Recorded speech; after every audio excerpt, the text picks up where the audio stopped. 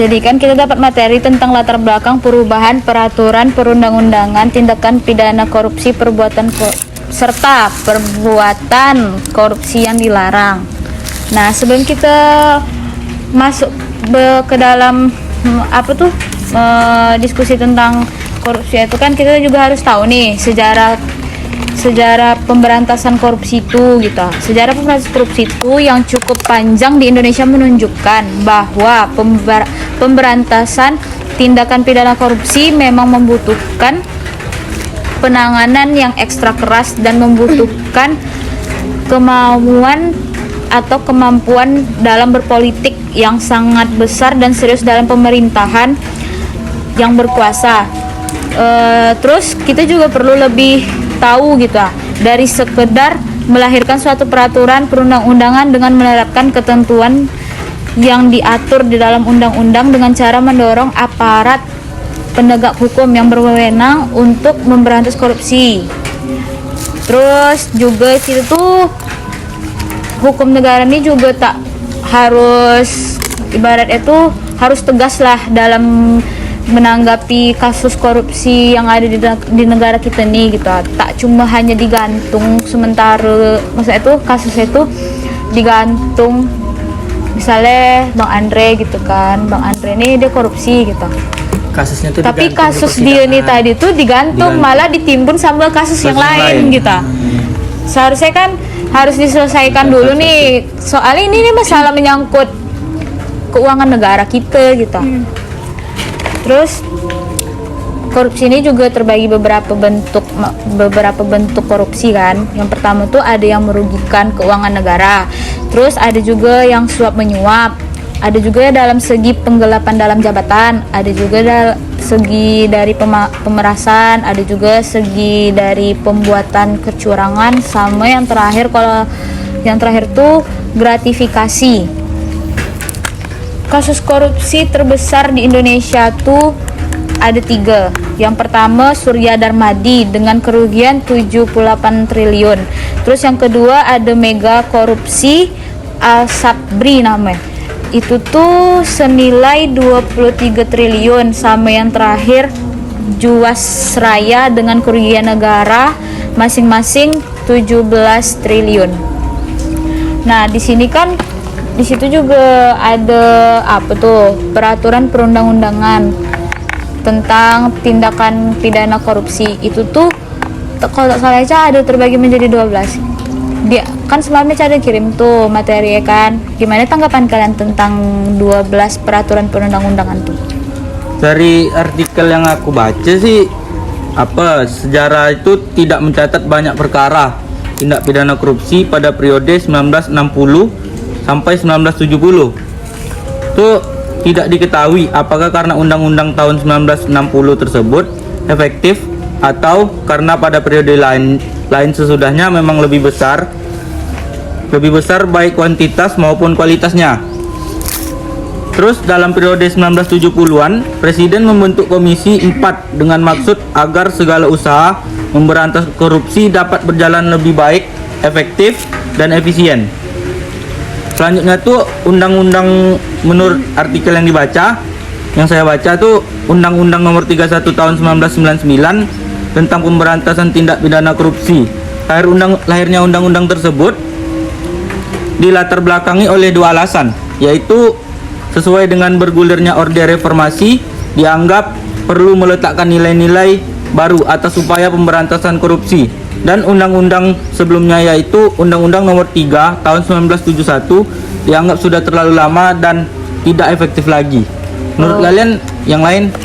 Kalau menurut Eca kan Undang-Undang di Nomor 24 PRP tahun 1960 tentang tindakan pidana korupsi itu peraturan penguasa perang pusat tentang pemberantasan korupsi itu bersifat darurat, temporer dan berlandasan undang-undang dalam keadaan bahaya gitu kan. Terus tak cuma di dalam keadaan normal aja tak ada dalam keadaan bahaya aja, juga ada di dalam keadaan normal. Itu juga memerlukan penyesuaian. Kemudian lahirlah Undang-Undang Nomor 24 nih, Nomor 24 PRP tahun 1960 tentang pemberantasan tindakan pidana korupsi itu.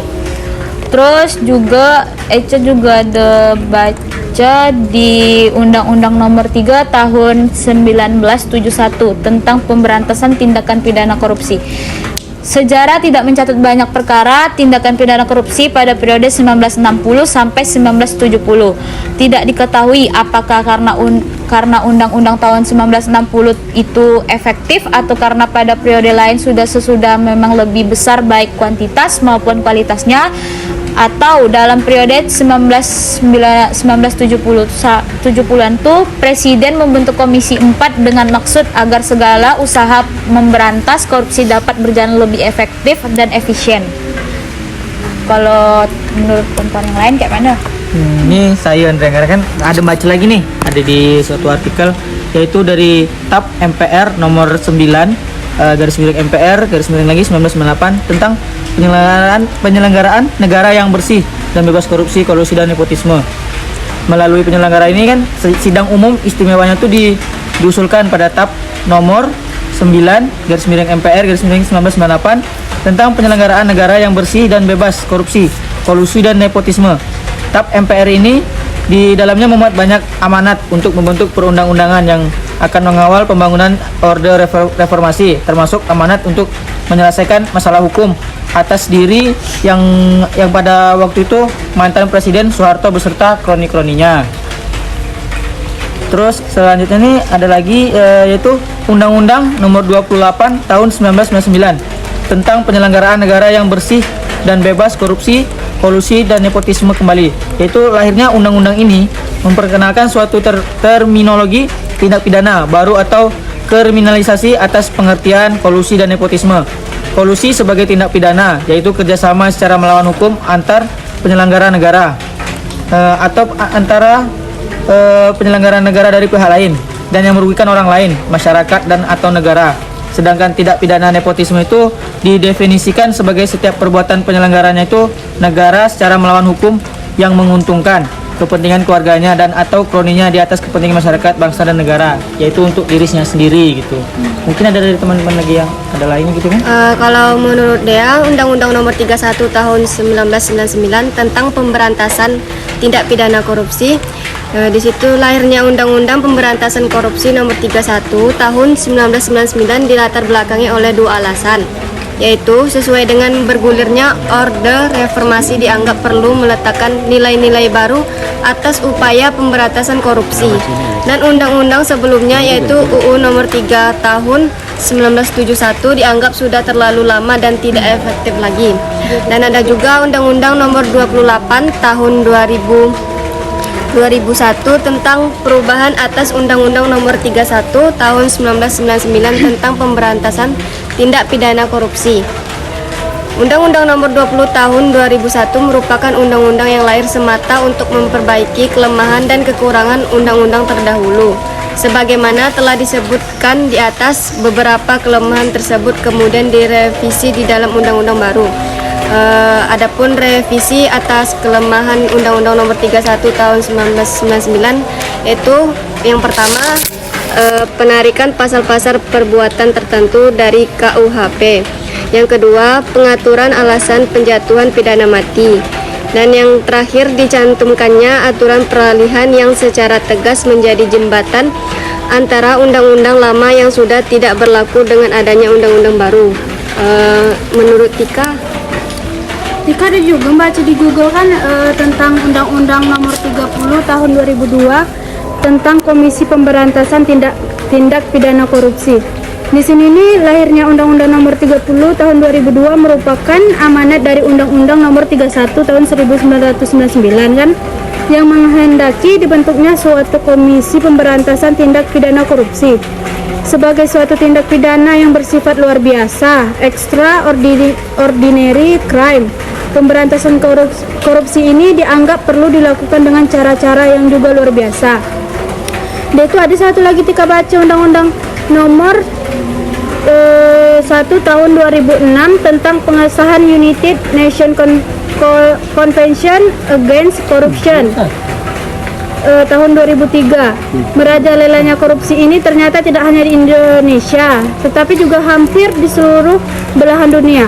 Hal ini terbukti dengan lahirnya United Nations Convention Against Corruption atau UNCAC sebagai hasil dari konferensi Merida di Meksiko pada tahun 2003 tuh. Mungkin Jackie bisa jelasin lagi tak? Ada tak jumpa-jumpa gitu? Kalau menurut Jeki nih ya, ada Jeki jumpa artikel peraturan pemerintah nomor 71 tahun 2000 tentang peran serta masyarakat dan pemberian penghargaan dalam pencegahan dan pemberantasan tindak pidana korupsi. Isinya untuk dibentuk untuk mengatur lebih jauh tata cara pelaksanaan peran serta masyarakat, sehingga apa yang diatur di dalam undang-undang dan peraturan pemerintah tersebut pada dasarnya memberikan hak kepada masyarakat untuk mencari, memperoleh, dan memberikan informasi tentang dugaan korupsi serta menyampaikan saran dan pendapat maupun pengaduan kepada penegak hukum.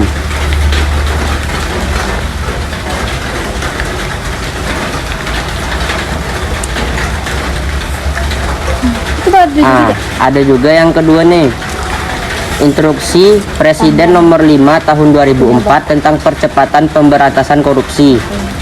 Instruksi Presiden nomor 5 tahun 2004 lahir dilatar belakangi oleh keinginan untuk mempercepat pemberantasan korupsi, mengingat situasi pada saat terbitnya Inpres pemberantasan korupsi mengalami hambatan dan adanya semacam upaya perlawanan atau serangan balik dari koruptor.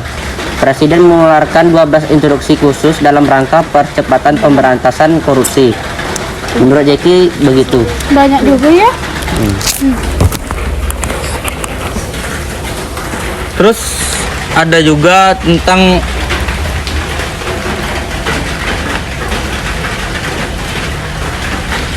latar belakang lahirnya delik korupsi dalam perundang-undangan korupsi.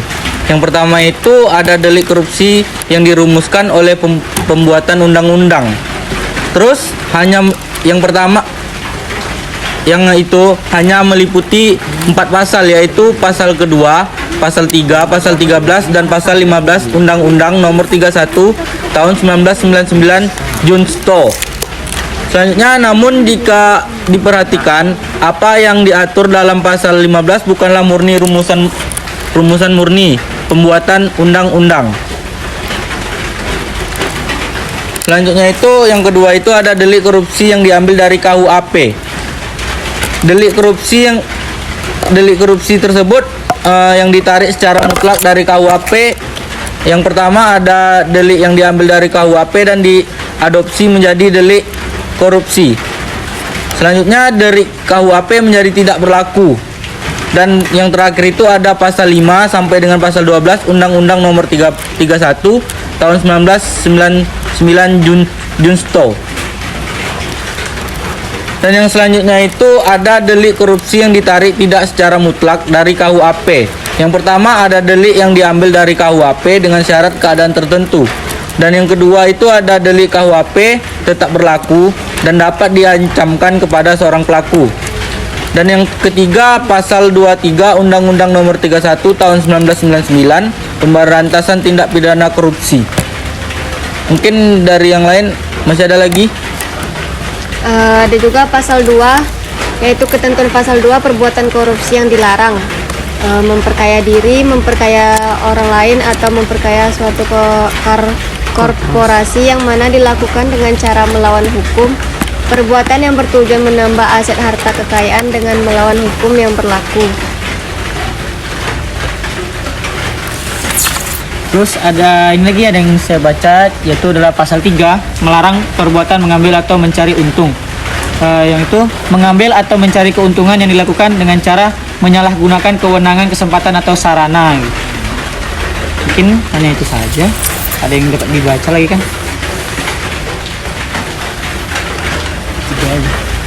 Terus di pasal 5 itu ada yang mengatur 2 perbuatan utama dalam bentuk suap. Yang pertama tuh ada delik korupsi, memberikan suap atau menyuap, seperti yang dibilang Kak Dea sama Bang Renra tadi itu di pasal 5 ayat 1.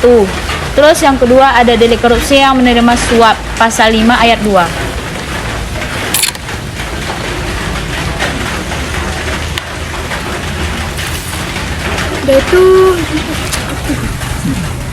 Dia itu kan ada lanjutan dia itu pasal 7.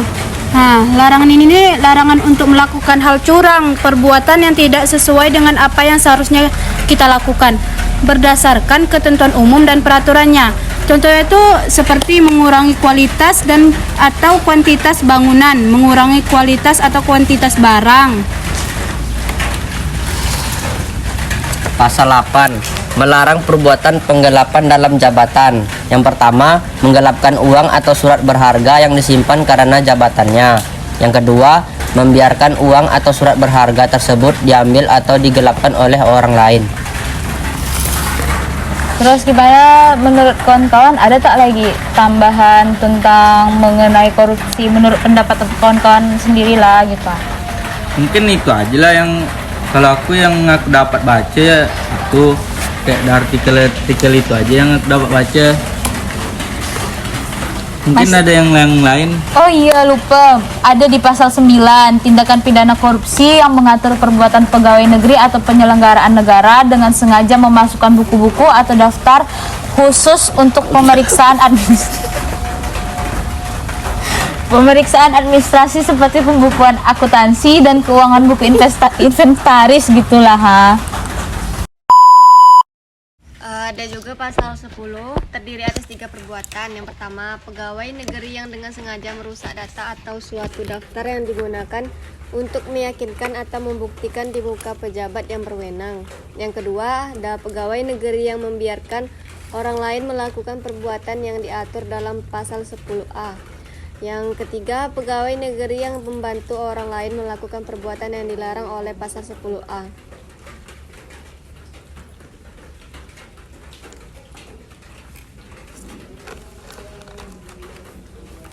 Nah, ada lagi jumpa yaitu pasal 11, yaitu perbuatan yang dilarang menurut ketentuan pasal 11. Menerima hadiah atau janji pemberian yang diberikan karena kekuasaan atau wewenang yang berhubungan dengan jabatan.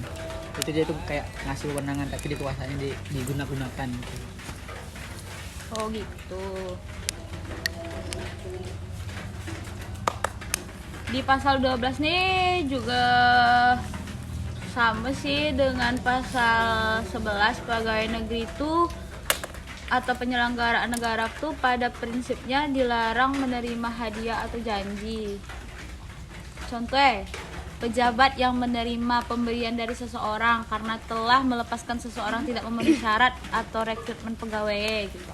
Itu sama aja tuh kayak penyogok gitu. Penyogok. Nah, gitu penyogokan. Ya itulah sama kayak kalau kata bahasa Filipina itu kan rasuah. Nah, rasuah. Kalau bahasa Jawa itu sogok. Kalau bahasa gaulnya kan suap menyuap.